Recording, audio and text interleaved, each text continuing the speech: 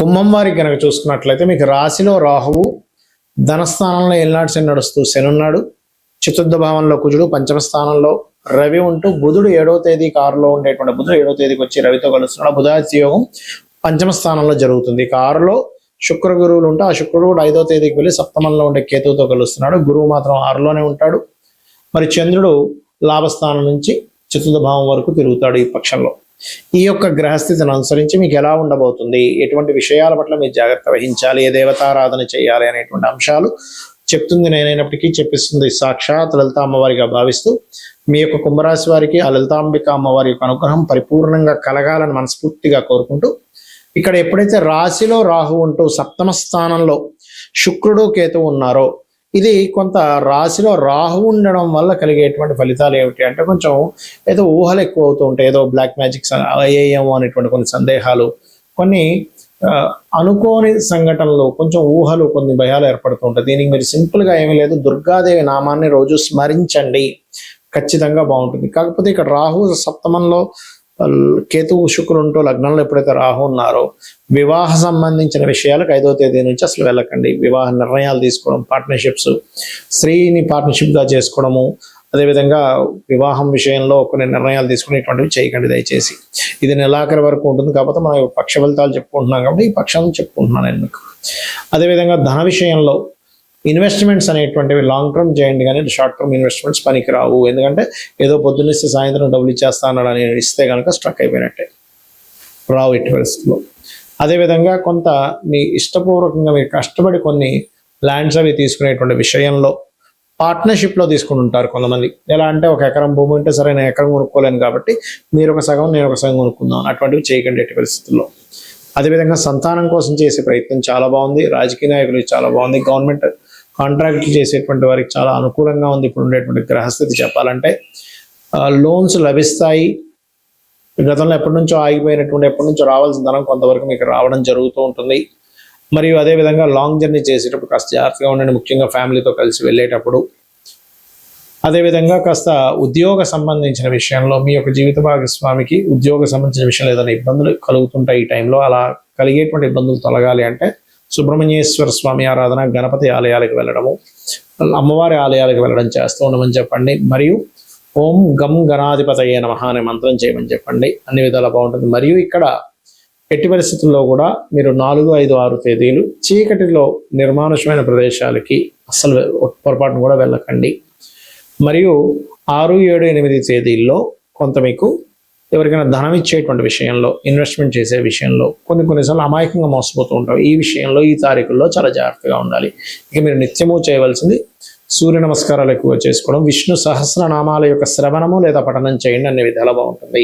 కొన్ని గ్రహాల యొక్క కంజంక్షన్ ఏవైతే ఉంటుందో, ఈ కంజంక్షన్స్ అనేటువంటివి మీ పర్సనల్ చార్ట్లో ఉన్నా, లేకపోతే జనరల్గా గోచారంలో వచ్చినప్పుడు ఒక 15 to 20% దాని ఎఫెక్ట్ చూపిస్తుంది. మీ పర్సనల్ చార్ట్లో వచ్చినప్పుడు మీకు ఆ మహాదశలు, అంతర్దశలు వచ్చినప్పుడు మాత్రమే ఎఫెక్ట్ చూపిస్తుంది. ఎందుకంటే ఈ విషయాన్ని నేను మీకు ఎందుకు పర్టికులర్గా చెప్తున్నా అంటే, ఇవాళ మనం చూసినటువంటి ఇప్పుడు ఈ 15 రోజులు పక్ష ఫలితాల్లో చెప్పుకునేటువంటి గోచారంలో చాలా స్పష్టంగా శుక్రకేతువుల యొక్క ఎఫెక్ట్ ఎక్కువగా ఉంటుందని చెప్పుకున్నాం.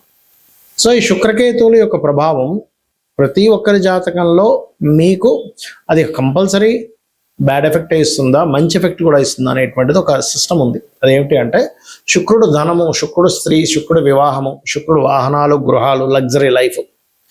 ఈ యొక్క శుక్రుడు కేతుతో కలిసినప్పుడు ఏమవుతుందంటే, ఒక్కొక్కసారి వాంటెడ్లీ వీళ్ళకి వాటి మీద ఇంట్రెస్ట్ లేకపోవడం జరుగుతూ ఉంటుంది, లేదా వాటి కోసం ఎంతో ప్రయత్నం చేస్తున్నా సరే సంపాదించినట్టే సంపాదించిపోవడం కూడా జరుగుతూ ఉంటుంది. అయితే ఇది ఎప్పుడు మీరు గనక శుక్ర మహర్దశ కానీ కేతు మహర్దశ కానీ మీ లైఫ్లో ఉండాలి. అంటే ఉదాహరణకి అశ్విని నుంచి మనకి 27 నక్షత్రాలు ఉంటాయి.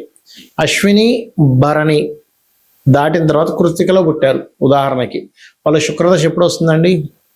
రాదుగా. వాళ్ళకి ఎప్పుడు వస్తుంది? దాదాపుగా 90 ఏళ్ళకి వస్తుంది.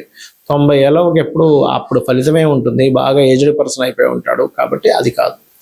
మీరు ఉదాహరణకి అశ్విని నక్షత్రంలో పుట్టారు, లేదా భరణి నక్షత్రంలో పుట్టారు, లేదా రేవతిలో పుట్టారు, లేదా ఉత్తరాభాద్రలో పుట్టారు, ఒక ఏజ్లో వస్తాయి. అప్పుడు చూసుకోవాలి. అది కూడా ఏంటి, శుక్రుడు బాగుంటే మంచి ఫలితం, శుక్ర మహర్దశ. శుక్రుడు పాడయ్యేలాగే కేతుతో కలిసి ఉంటే అన్ని స్ట్రక్ అవ్వడం, అంటే భార్య కొన్ని కారణాల వల్ల కొంతమందికి ఎలా ఉంటుందంటే జీవిత భాగస్వామితో విడాకులు అవ్వవు, కానీ జీవిత భాగస్వామి ఒక దగ్గర, వీరు ఒక దగ్గర నివాసం ఉంటూ ఉంటారు, గుర్తుపెట్టుకోండి. కాబట్టి ఏంటంటే ఆ రకంగా ఈ శుక్రుడికి సంబంధించినటువంటి విషయాల్లో ఈ రకమైనటువంటి ఫలితాలు కూడా పొందుతూ ఉంటారు. అదేవిధంగా మరొక విషయం ఏంటంటే ఇక్కడ మీరు ఎప్పుడైనా సరే గుర్తుపెట్టుకోండి, శుక్ర మహాదశ వచ్చినప్పుడు అందరూ ఏమనుకుంటారంటే శుక్రుడు అంటే ఇంకేముంది, అసలు అద్భుతం, నేను నాకు ఇంకా లగ్జరీ, కొన్ని కోట్లు సంపాదిస్తాను, వాహనాలు గృహాలు ఉంటాయి అనుకుంటారు. కాదు, శుక్రుడు బాగుంటే నిజంగానే అన్ని కోట్ల రూపాయలు ఇస్తాడు, అంతా బాగుంటుంది. కానీ కేతువుతో కలిసి ఉండి, ఆ కేతువుతో కలిసి ఉండి కూడా కొంతమందికి యోగిస్తుంది. అది ఎప్పుడో చెప్తానండి. కొన్ని కెమికల్ రిలేటెడ్, ఫార్మా రిలేటెడ్ పూజాది కార్యక్రమాలు చేయించేవారు, అమ్మవారు ఉపాసకులు, లక్ష్మీ గణపతి ఉపాసకులు, పూజా సామాగ్రి స్టోర్స్ పెట్టుకునేటువంటి వారికి మళ్ళీ యోగిస్తుంది, గుర్తుపెట్టుకోండి. కాబట్టి ఇక్కడ ఏంటంటే మీరు ఏ వృత్తిలో ఉన్నారు, ఏ మహాదశ నడుస్తుంది, మీకు ఆ వృత్తి మీ జన్మజాతకంలో ఉండేటువంటి కాంబినేషన్స్కి కనెక్ట్ అవుతుందా లేదా. అంటే ఎలా అంటే ఒక వ్యక్తి చూడండి, ఒక బీటెక్ చదివాడు, సాఫ్ట్వేర్ చదువుకున్నాడు, అతని సాఫ్ట్వేర్ రంగాలకు సంబంధించిన దాంట్లో అతను జాయిన్ అయితేనే అతను చాలా చక్కగా ఆ యొక్క వృత్తిని నిర్వహించగలుగుతాడు. అలా కాకుండా అతన్ని తీసుకెళ్ళి మెకానికల్లోనే వేశారు, లేకపోతే మ్యాథ్స్ టీచర్గా చెప్పమన్నారు, లేకపోతే ఇంకోటి ఏదో చేయమన్నారు, చేయలేడు. అంత మాత్రం చేత అతని దగ్గర టాలెంట్ లేనట్టు కాదు. అలాగే ప్రతి జాతకంలో కూడా ధనయోగం ఎందులో ఉందో తెలుసుకోవాలి. ధనయోగం లేకపోవడం కాదు, ఉంటుంది, కానీ అది ఎందులో ఉందో తెలుసుకోగలగాలి. చాలా మంది చూడండి, నేను చాలా వ్యాపారాలు చేశానండి, ఆఖరి హోటల్ పెట్టుకుని బాగా నడుస్తుంది అంటారు. లేదా కొంతమంది చాలా వ్యాపారాలు చేశారు, చాలా ఉద్యోగాలు చేశారంటే స్క్రాప్ షాప్ పెట్టుకున్నాను సార్, కోట్లు సంపాదించానంటాడు. అంటే ఏమిటి, వాళ్ళకి దాంట్లోనే ఉంటుంది. మరి అంతకుముందు ఎందుకంటే అవన్నీ చేశారు, జాతకంలో ఇది ఉంటాయంటే వాళ్ళకి అవన్నీ చేసి నష్టపోయే యోగం కూడా ఉంటుంది. బ్యాడ్ పీరియడ్ ఒకటి నడుస్తూ ఉంటుంది, దాన్ని కూడా సెట్ చేసుకోవచ్చు. ఈ కలియుగంలో నామస్మరణ ద్వారా వృత్తిలో మీరు సరిగ్గా రాణించలేకపోతున్నారు, ఓం మాణిక్య మకుటాకార జానుద్వై విరాజితాయ నమః చేయండి, చక్కగా వృత్తిలో సెటిల్ అవుతారు.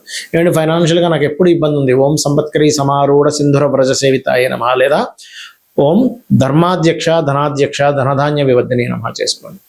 లేదండి నాకు హ్యాపీనెస్ లేదు, చాలామంది అంటుంటారు, ఏమండి ఏంటో నాకు లాభస్థానం పాడైపోయింది, లాభంలో శుక్రకేతువులు ఉన్నారు, అందుకే నాకు హ్యాపీనెస్ లేదు అంటూ ఉంటారు. అలాంటప్పుడు చాలా చక్కగా అమ్మవారి పాదాలు పట్టుకొని అమ్మవారిని ఓం ఇంద్రగోప పరిక్షిప్త స్మరతో నాభజంగికాయ నమః అనే మంత్రం చేయండి, ఖచ్చితంగా బాగుంటుంది.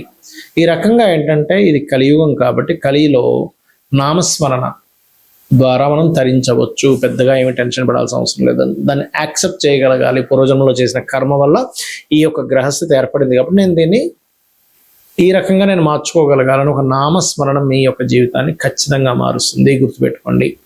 ఇక ఈ కాంబినేషన్స్ ఎప్పుడు కూడా కొన్నిసార్లు ఒక అద్భుతమైన కాంబినేషన్ కూడా ఉంటుంది. ఆ చంద్రమంగళ యోగం ఉందండి, బుధాదిత్య యోగం ఉందండి అని చెప్తూ ఉంటారు కదా.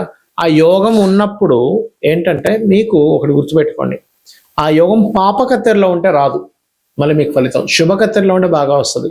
సో ఒక గ్రహం ఇంకో గ్రహాన్ని కలిసినప్పుడు ఒక యోగం ఏర్పడినప్పుడు, యోగం అనేటువంటిది ఒక రాశిలో ఉన్నప్పుడు ఏర్పడుతుంది, నక్షత్రంలో ఉన్నప్పుడు ఏర్పడుతుంది, ఒక గ్రహంతో కలిసినప్పుడు ఏర్పడుతుంది. ఆ యోగం ఏర్పడినటువంటిది మీకు ఎలా ఉంది, ఆ యోగం మీకు చక్కటి ఫలితాలు ఇస్తుందా ఇవ్వట్లేదా, అది పాపకత్తెరలో ఉందా శుభకత్తెరలో ఉందా, అది ఎటువంటి ఫలితాలను ఇస్తుంది. కొన్నిసార్లు కొన్ని యోగాలు ప్రదేశం మారితే మంచి ఫలితాలు ఇస్తాయి, కొన్ని యోగాలు ప్రదేశం మారకుండా ఒకే దగ్గర స్థిరంగా ఉంటే మంచి ఫలితాలు ఇస్తాయి, కొన్ని యోగాలు విదేశాలకు వెళ్తే మంచి ఫలితాలు ఇస్తాయి. అలా ఏంటంటే ఆ యోగం ప్రదేశం మారడం వల్ల ఉందా, మారకపోవడం వల్ల ఉందా, ఏ వృత్తిలోకి వెళ్ళడం వల్ల ఉంది, కొంతమందితో దూరంగా ఉండడం వల్ల ఉందా, కొన్ని పార్ట్నర్షిప్స్ చేయడం వల్ల ఉందా, కొన్ని పార్ట్నర్షిప్స్ చేయకుండా ఉండడం వల్ల ఉందా అనేటువంటిది స్పష్టంగా మీరు తెలుసుకోగలగాలి. ఇలా కనుక తెలుసుకొని మీరు కనుక చేయగలిగితే, అమ్మవారి నామాన్ని మీరు స్మరణ చేయగలిగితే ఖచ్చితంగా అన్ని విధాలా మీకు బాగుంటుంది.